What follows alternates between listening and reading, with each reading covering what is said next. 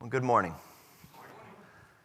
Over the last couple of weeks, I know many of us have gone through some of our annual traditions, or maybe started new traditions, doing some of those things that memories are built on, that maybe you'll pass down or have passed down to future generations.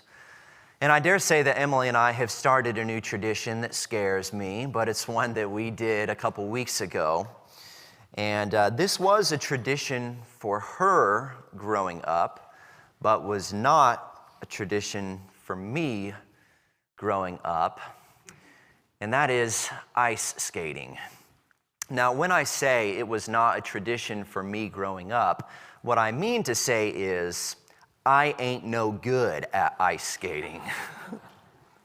It is an exercise in humility.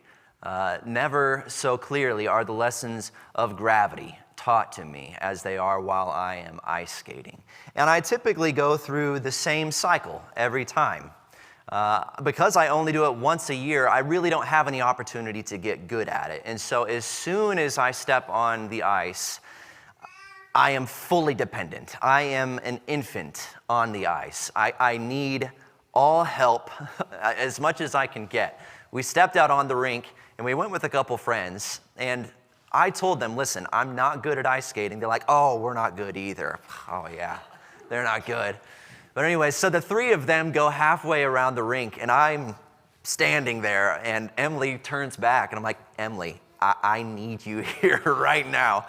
The songs that were led this morning were perfect. One step at a time has never been so true as it was on the ice skating rink a couple weeks ago.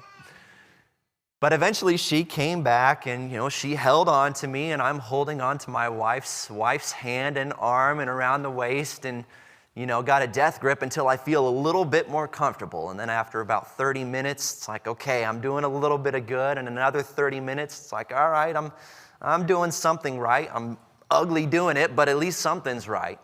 And then after about an hour and a half to 2 hours, my back is killing me, my legs are killing me, my ankles are killing me, but I can do something. And then I don't do it again for another 364 days. And I pick up right where I left off, ground zero.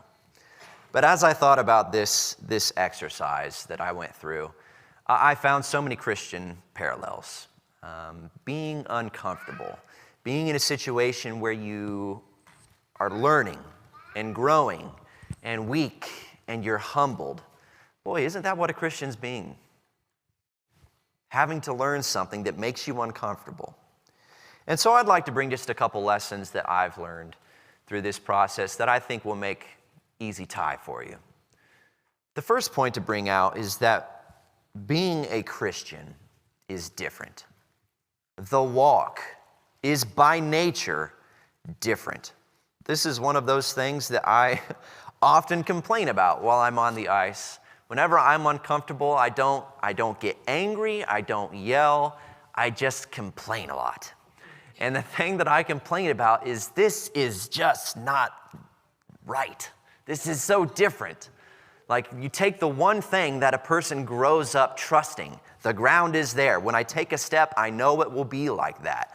And that's just one of those things you don't think about for the rest of your life. And you take away that one thing you trusted in. It's as if you were walking around and somebody's like, what if we turned off gravity? You're like, okay, but no, because I live my life believing in the laws of gravity. Like, I don't think about it. That's an anchor of my life. Same thing with ice. It's different. A switch gets flipped and things change by nature. And that's how it is with being a Christian. The walk of a Christian is inherently different. Paul says in Ephesians chapter 2 that you were dead in your trespasses and sins in which you formerly walked, according to the course of this world, according to the prince of the power of the air, of the spirit that is now working in the sons of disobedience. Among them we too all formerly lived in the lust of our flesh, indulging the desires of our flesh and of the mind, and were by nature children of wrath, even as the rest. Paul's talking to a group of Christians, pointing out to them that the way they are walking now is different than the way they were walking. It used to be that they indulged the desires of their flesh. Whatever they saw, if they wanted it, they did it. They didn't have to think about it. That's just how it was. But things changed.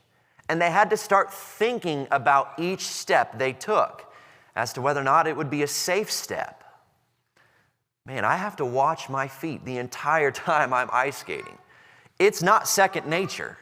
I have to think about it. And if I get distracted, if somebody comes behind me and says, hey, don't mind me, I'm just going to be skating around you, I turn my head and down I go. I have to focus. I have to think about things that maybe I wouldn't have thought about before. But I'm a Christian now, and my walk is different. Paul urges the Christians in Colossians in chapter 1, verse 9 through 10. For this reason, since the day we've heard it, we have not ceased to pray for you, to ask that you be filled with the knowledge of His will and all spiritual wisdom and understanding, so that you will walk in a manner worthy of the Lord. That's something that the general human, somebody who's not a Christian, may not have to think about. They're not examining their steps, thinking, is this something that will please God? Because they don't follow God. What's there to think about? But as soon as you believe that there's a creator of the universe and believe that He's given life to you with responsibility, with expectation, then we have to start thinking about it. I have to start thinking, how can I walk in a way that pleases the Creator? It's different. And so the walk of a Christian is just different. And I ask you the question this morning, is your walk different? The second thing I'd like to bring out is the inevitability of interaction with other people. One of my chief complaints while I'm on the ice is, if there were nobody else here, I'd be fine. But that's not how it is, because it's not my ice skating rink. I didn't own it. I just went out there. I found a spot in a very busy parking lot. I rented shoes that weren't my own, and I got on ice that doesn't belong to me. And it's not my job to tell people to get out of my way. It's not right. They paid, when Nad and I used to golf on the golf course, there would be so many times where people would be rushing me. There's a group behind you, and you're trying to get out of the way because you don't want to be rude. And Dad would tell me, we paid our greens fees just like they did. Take your time. Well, it's the same thing with the ice skating rink. They paid their ice skating rental fees just like we did. It's inevitable. There are going to be interactions with other people. And to complete this thought, this point is not about dealings with the world. It's not about dealings with persecution. This is talking about other people who are on the ice, who are trying to do something that's unnatural. They're trying to walk in that different way. There are a couple points to bring here which you may have learned through your life. I have not seen it to be the case where somebody has purposefully made me fall on the ice. And yet it has happened. In your Christian walk, you may have found that to be the case too.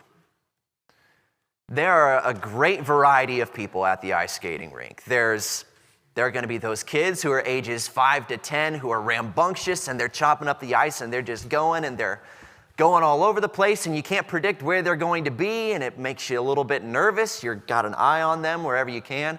And then you've got the group of like 4 to 6, teenage girls who are like all arm in arm, and they're just a wall of human flesh that you have to dodge around.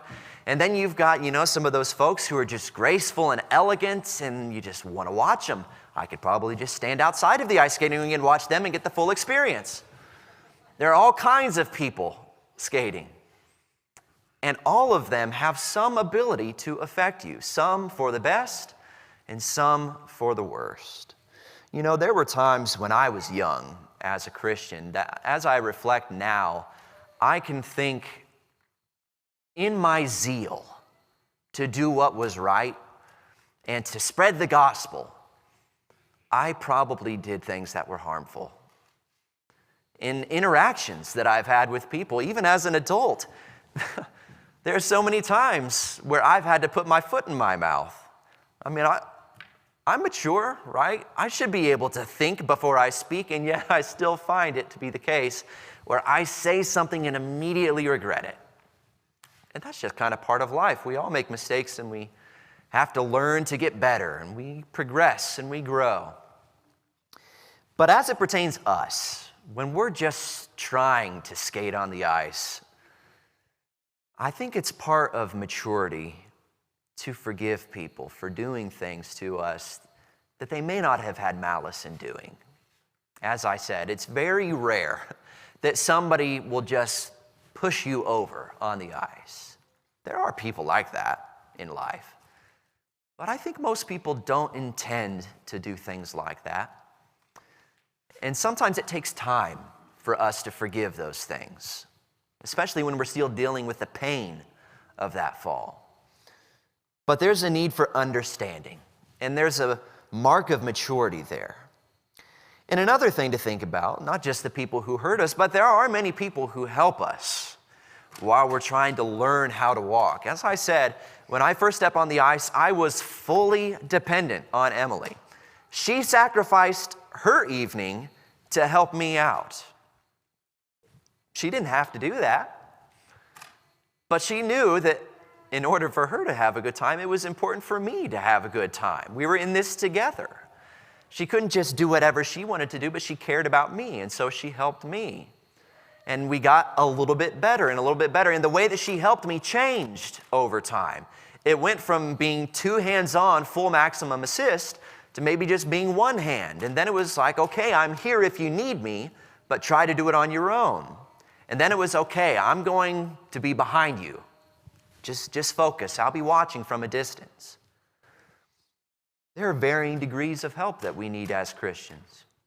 And maybe you're the one who needs the help this morning. Maybe you're the one who's giving help this morning. There are varying degrees of help that are needed. And it's important for us in doing so to help with caution, to be careful. Because if Emily's not careful, then we're both going down. And the best of her intentions don't mean a whole lot if we're both laying down there with bruises on the ice. In all of this, I couldn't help but think of this passage in Galatians 6. Paul says, "Brethren, even if anyone is caught in any trespass, you who are spiritual, restore such a one in a spirit of gentleness. Each one looking to yourself so that you too will not be tempted. Bear one another's burdens and thereby fulfill the law of Christ. If anyone thinks he's something when he's nothing, he deceives himself. But each one must examine his own work, and then he will have reason for boasting in regard to himself alone and not in regard to another. For each one will bear his own load." So let's let that seep in for a moment and dissect this a little bit. Restore such a one in a spirit of gentleness. For somebody who's been ice skating their entire life, it's really easy to just say, oh, well, here's what you need to do. Just hold your foot at this angle and do this, and then make sure you're gliding in such a way and make sure you're leaning forward, but not too much, and then point your hips in this direction. It's like, okay, you're talking to me like this is an easy thing. It's not an easy thing. Restoring such a one in a spirit of gentleness with understanding. Think about somebody who's lived their entire life following their own moral compass. For them to surrender their life and give it to Christ is a big deal, and it's a huge change.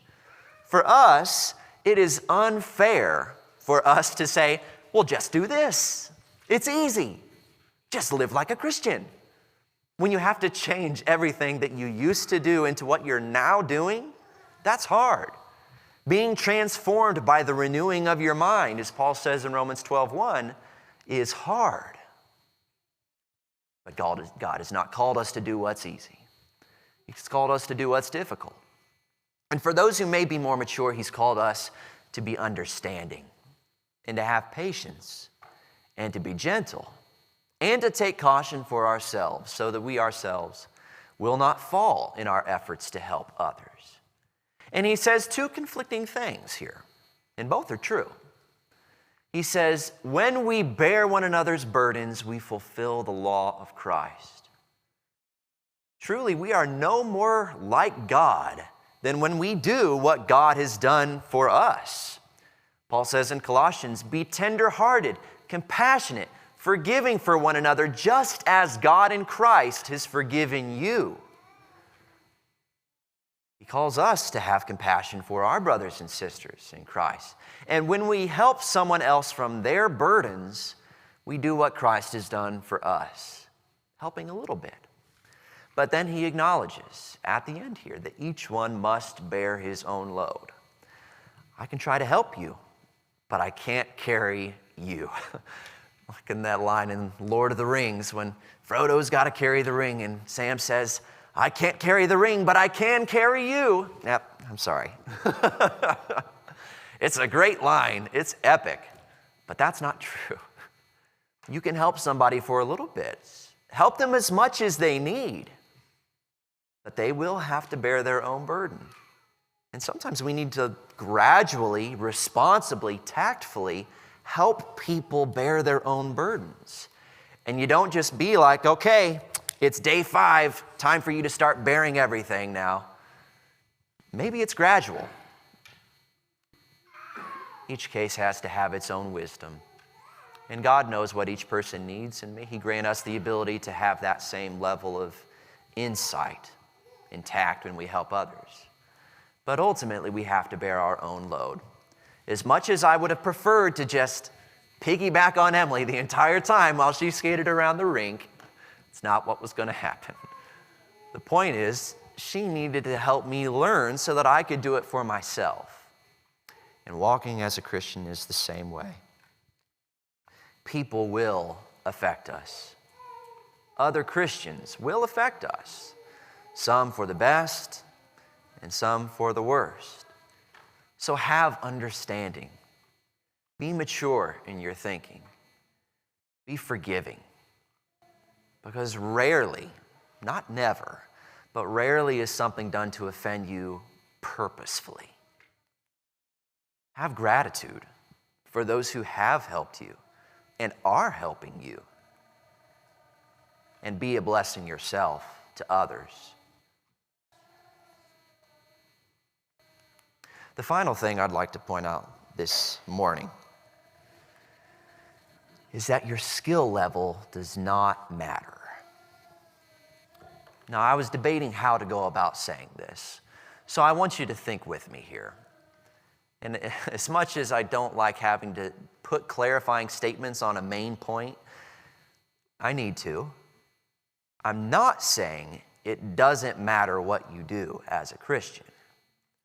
What I'm saying is we all start in different places. There are those who are mature in Christ, and there are babes in Christ, but both are still in Christ.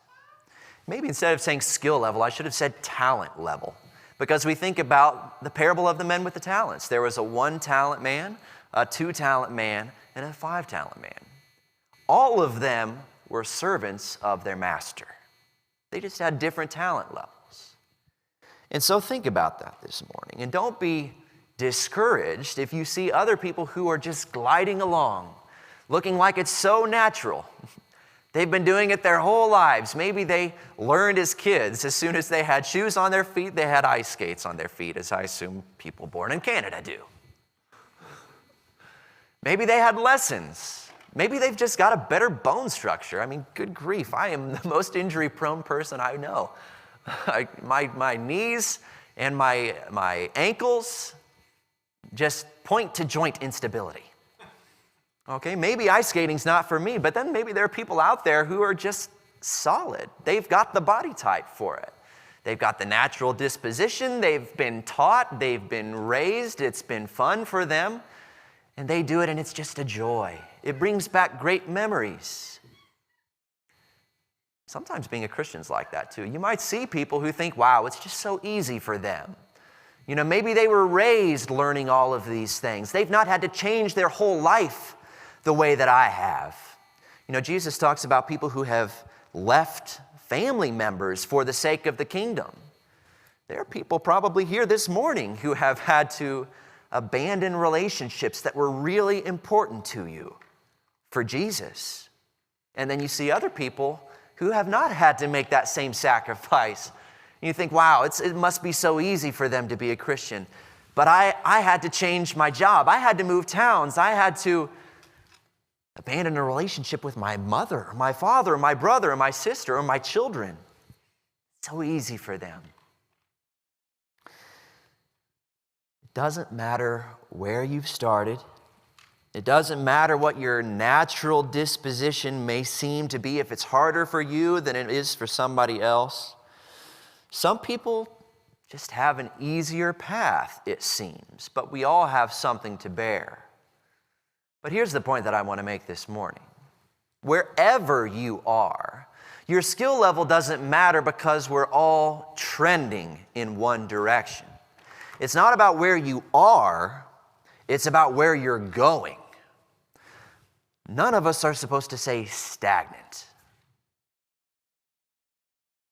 Peter says in chapter 2, 1 Peter chapter 2, therefore, putting aside all malice and all deceit and hypocrisy and envy and all slander, like newborn babes, long for the pure milk of the word, so that by it you may grow in respect to salvation, if you have tasted the kindness of the Lord.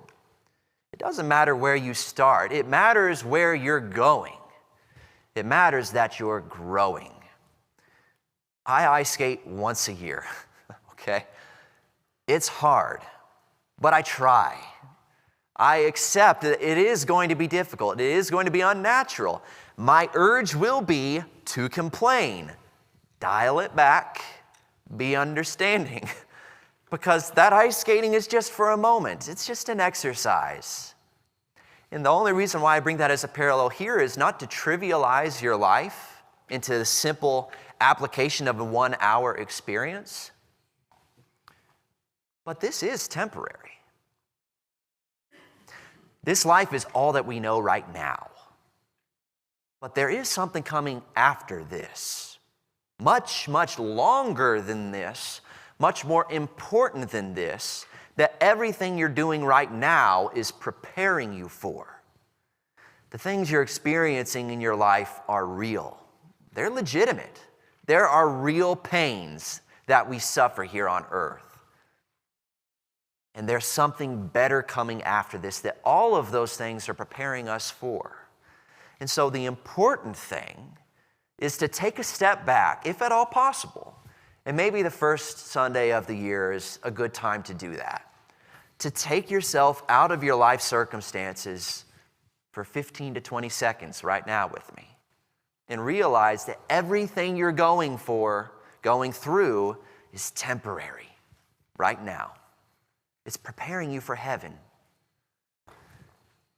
It's difficult, yes. It's humbling, yes. It's frustrating, yes. All of those things, but it's temporary. So take heart. Plunge back into the circumstances of your life. It's temporary. It will not last forever. Paul says in 2 Corinthians that light, momentary affliction is producing for us an eternal weight of glory far beyond all comparison. So accept it. Try. Grow. Be humble. Accept frustration, because the life of a Christian is inherently different. And it's difficult, but we're going to a much better place. Your skill level doesn't matter. Your effort does. So try and grow and learn from my hour-long experience of ice skating. You may find this morning that things are difficult for you, that you're stumbling, that you're trying to get better, but it's hard.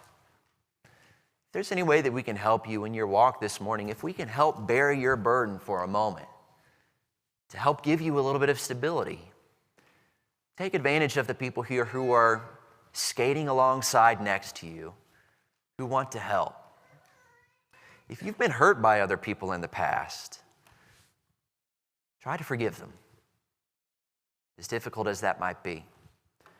And if you're not a Christian yet this morning, I urge you to consider this difficult path.